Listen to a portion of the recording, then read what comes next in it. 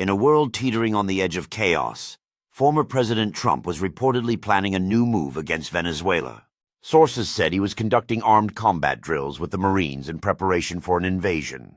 Trump once again took to television to justify his plans, claiming it was because of the drug trade. He stated, "The drugs coming from Venezuela are a huge problem, and we need to take action."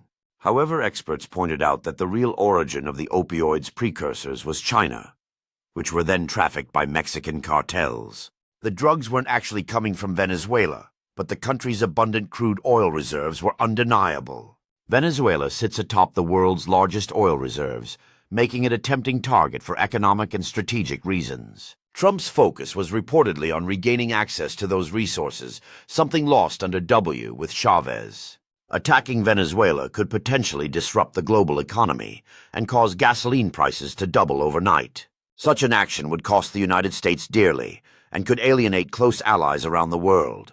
OPEC and Saudi Arabia, both key oil producers, would be likely to react negatively, fearing instability.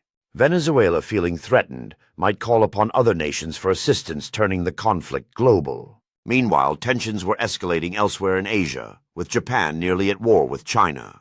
China was boldly flaunting its large navy, including aircraft carriers, heightening fears of a naval clash. The Chinese government boasted about its military might, threatening to challenge Japan directly. Japan, feeling increasingly threatened, had doubled its military budget amid these rising tensions. The old dispute over islands claimed by both Japan and Russia had also resurfaced, adding to the regional strain.